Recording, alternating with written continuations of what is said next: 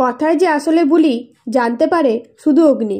বিস্তারিত জানতে সম্পূর্ণ ভিডিওটি লাইক দিয়ে দেখতে থাকুন। গন্ধেশ্বরী পুজো শেষ হওয়ার পরে রিচা ভোগ বিতরণ করতে চাইলে বুলি মনে করে রিচার হয়তো সুবুদ্ধি হয়েছে, তাই ভোগ বিতরণ করতে দেয়। কিন্তু রিচা ভোগে বিষাক্ত ফুল মিশিয়ে দিলেও বুলি অগ্নিকে বাঁচিয়ে নেয়। তখন অগ্নি বুলিকে সন্দেহ করে মনে করে বুলি হয়তো কথা, কিন্তু সকলের সামনে স্বীকার না করে উল্টে অগ্নি বলে মেয়েটার হয়তো কোনো বদমতলব আছে, তাই এই ঘরে এসেছে। এবং বুলিকে জানোই তাই বলে অপমান করা হলে বুলি বাড়ি থেকে চলে যেতে যায়। তখন বুলিকে পরীক্ষা করার জন্য অগ্নি হাঁচি ফেললে বুলি আর যায় না। তখনই অগ্নি বুলিকে কথা বলে মেনে নেয়, কিন্তু কাউকে কিছু না বলে নিজের রুমে চলে যায়। এদিকে বুলি বোঝার চেষ্টা করে এই কাজটা কে করেছে। তবে ভোগের কাছে রিচার নকল নখ পেয়ে বুঝতে পারে এই কাজটা রিচাই করেছে।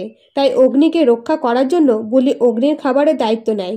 এমনকি উনুনে অগ্নির জন্য রুটি বানায় এবং সব খাবার নিজে হাতে বানিয়ে নিজেই অগ্নির কাছে নিয়ে যায়। এদিকে অগ্নি রুমে বসে বুলির কথা ভাবতে থাকে।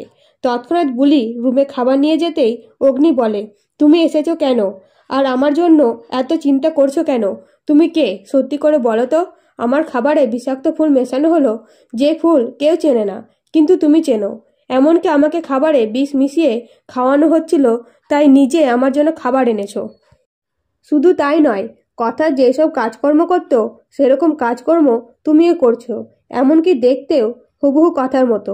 এই বলে বুলির ওপর চড়াও হলে বুলি নিজের পরিচয় লুকিয়ে রাখার জন্য মিথ্যে কথা বলতে থাকে।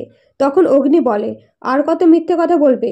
নিজের পরিচয় নিয়ে স্বীকার করো, আমার কাছে সবটাই ক্লিয়ার। তোমার পরিচয়, তুমিই কথা। তুমি এভাবে সেজে রয়েছো কেন সেটা বলো। তো বুলি যদি নিজের পরিচয় শুধুমাত্র অগ্নির কাছেও স্বীকার করে তাহলে কেমন হবে? অবশ্যই কমেন্ট করে জানাবেন। আর ভিডিওটা ভালো লাগলে সাবস্ক্রাইব করে পাশে থাকবেন। ধন্যবাদ।